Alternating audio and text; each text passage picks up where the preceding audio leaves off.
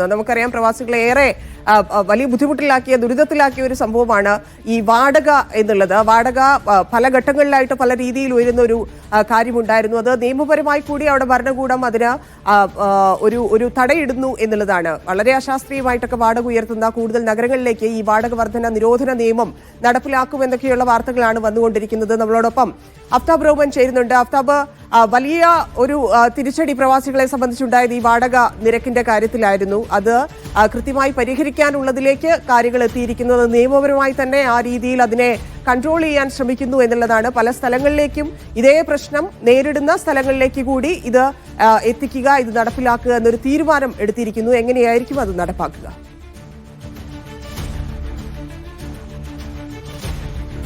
Saudi അറേബ്യയെ സംബന്ധിച്ചിടത്തോളം കഴിഞ്ഞ 2 വർഷത്തിനിടയ്ക്ക് വലിയ തോതിലുള്ള വാടക വർധനവാണ് പ്രധാനപ്പെട്ട 2 നഗരങ്ങളിൽ, അതിൽ തലസ്ഥാനമായ റിയാദും ഒപ്പം തന്നെ ജിദ്ദ, ഈ 2 നഗരങ്ങളിലാണ് വലിയ തോതിൽ വാടക നിരക്ക് ഉയരുന്ന സാഹചര്യം ഉണ്ടായത്.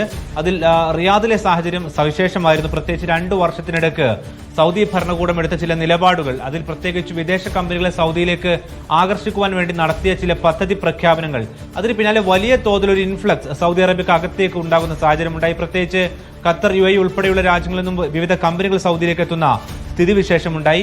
ഇതിന് പിന്നാലെ സൗദിയിലെ നഗരത്തിന്റെ പ്രധാനപ്പെട്ട ഭാഗങ്ങളിൽ പ്രത്യേകിച്ച് A ക്ലാസ് ബിൽഡിങ്ങുകളെല്ലാം തന്നെ പെട്ടെന്ന് നിറയുന്ന സാഹചര്യമുണ്ടായി.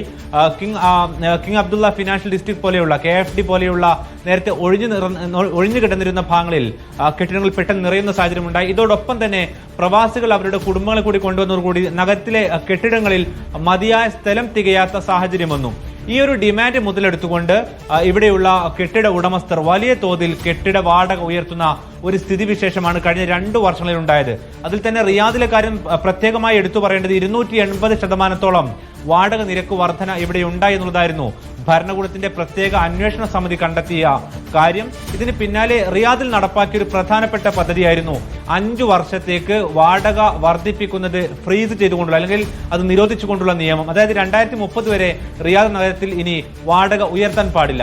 ഇന്നിപ്പോൾ ഉണ്ടായിരിക്കുന്ന വളരെ പ്രധാനപ്പെട്ട ഒരു അപ്ഡേറ്റ് എന്ന് പറയുന്നത് ഇത് മറ്റു നഗരങ്ങളിലേക്ക് കൂടി വ്യാപിപ്പിക്കാനുള്ള ഒരു പദ്ധതി സൗദി ഭരണകൂടം എടുക്കുകയാണ് എന്നുള്ളതാണ്. പ്രത്യേകിച്ച് അതിൽ ജിദ്ദ നഗരം പ്രത്യേകിച്ച് എടുത്തു പറയേണ്ടതാണ്. കഴിഞ്ഞ 2-3 വർഷങ്ങൾക്കിടയിൽ അവിടെ പല വിധത്തിലുള്ള അനധികൃത കെട്ടിടങ്ങളും ഒപ്പം തന്നെ കാലപ്പഴക്കം വന്ന കെട്ടിടങ്ങളും എല്ലാം തന്നെ പൊളിച്ചു നീക്കുന്ന സാഹചര്യം ഉണ്ടായിരുന്നു. ഇതിന് പിന്നാലെ തന്നെ വലിയ തോതിൽ അവിടെയും വാടക വർദ്ധിക്കുന്ന സ്ഥിതിവിശേഷം വന്നു ചേർന്നിരുന്നു.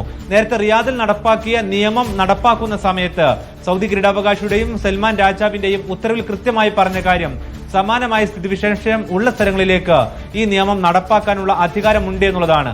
അങ്ങനെയെങ്കിൽ ജിദ്ദയിൽ കൂടി കെട്ടിട നിരക്ക് ഉയരുന്ന സ്ഥലങ്ങളിലേക്ക് കൂടി ഇത് ബാധകമാക്കണം എന്നുള്ളതാണ് സൗദികൾ പ്രത്യേകമായും അവരുടെ എക്സ് പ്ലാറ്റ്ഫോമിലുള്ള ക്യാമ്പയിനിലൂടെ ആവശ്യപ്പെടുന്നത്. ആ നിലക്ക് അത് ഭരണകൂടം പരിഗണിക്കുന്നുണ്ട് എന്നുള്ളതാണ് അതിൽ പ്രധാനപ്പെട്ട കാര്യം. മറ്റൊരു വിഷയം, അടുത്ത വെള്ളിയാഴ്ച സാധാരണ ഇവിടെ ഏറ്റവും കൂടുതൽ ജനങ്ങൾ തിങ്ങി നിറയുന്ന ഒരു സ്ഥലം എന്ന് പറയുന്നത് വെള്ളിയാഴ്ച പള്ളികളാണ്. ഈ പള്ളികൾ കേന്ദ്രീകരിച്ചുകൊണ്ട് കെട്ടിട ഉടമകളോട് അമിതമായി വാടക വാങ്ങുന്നതിന്റെ പ്രത്യാഘാതത്തെക്കുറിച്ച് ബോധവൽക്കരണം എന്നുള്ള നിർദ്ദേശം കൂടി ഇസ്ലാമിക കാര്യ മന്ത്രാലയം നൽകിയിട്ടുണ്ട്. ഈ തരത്തിൽ ഒരു വശത്ത് ക്യാമ്പയിൻ പോലെയും മറുവശത്ത് അത് നിയമമായും നടപ്പിലാകുന്നു എന്നുള്ളതാണ് റിയാദിനെ സംബന്ധിച്ചിടത്തോളം, പ്രവാസികളെ സംബന്ധിച്ചിടത്തോളം വലിയ ആശ്വാസകരമായ പ്രഖ്യാപനമായിരുന്നു നേരത്തെ ഉണ്ടായിരുന്നത്. സൗദിയിലെ വാടക രീതി അനുസരിച്ച് നിലവിൽ ഈജാർ എന്ന് പറയുന്ന പ്ലാറ്റ്ഫോം വഴിയാണ് കെട്ടിട ഉടമസ്ഥനും വാടകക്കാരും തമ്മിലുള്ള കരാർ നടപ്പാക്കുന്നത്. പക്ഷേ ഇതിൽ നേരത്തെ വാടകക്കാരന് മാത്രം, അതായത് ഉടമസ്ഥന് മാത്രം അയാൾക്ക് തോന്നും വിധം ആളുകളെ ഒഴിപ്പിക്കുവാനും മറ്റുമുള്ള ചട്ടങ്ങൾ ഉണ്ടായിരുന്നു. പക്ഷെ പുതിയ ചട്ടങ്ങൾ പ്രകാരം കൂടുതൽ വാടകക്കാരന്റെയും അവകാശങ്ങൾ സംരക്ഷിക്കുന്ന, എന്ന് വെച്ചാൽ ഒരാൾക്ക് വാടക കെട്ടിടത്തിൽ തുടരണമെന്ന് ആഗ്രഹിച്ചാൽ അത് തുടരാവുന്ന തരത്തിലുള്ള നിയമമാണ് നിലവിലുള്ളത്. ഏതായിരുന്നാലും ഈ ഒരു ആഴ്ചയിലെ വെള്ളിയാഴ്ച പ്രാർത്ഥനയിലടക്കം ഇതുമായി ബന്ധപ്പെട്ട ബോധവൽക്കരണം നൽകണമെന്ന് പറയുമ്പോൾ ഭരണകൂടം അത് കൂടുതൽ നഗരങ്ങളിലേക്കും ഒപ്പം തന്നെ ജനങ്ങളിലേക്കും എത്തണമെന്ന് ആഗ്രഹിക്കുന്നുണ്ട്. വലിയ ആശ്വാസകരമാണ് പ്രവാസികൾക്കുൾപ്പെടെ ഈ വാടക വർധനവിൽ ഒരു കടിഞ്ഞാനിടുന്നു എന്നുള്ളത്. അത് അഫ്താബ് പറഞ്ഞതുപോലെ വെള്ളിയാഴ്ച എല്ലാവരെയും അറിയിക്കുന്ന രീതിയിലേക്ക് അങ്ങനെ അനൗൺസ് ചെയ്ത് അത് നടപ്പാക്കാൻ തന്നെയാണ് സൗദി ഉദ്ദേശിക്കുന്നത് എന്നുള്ളതാണ്.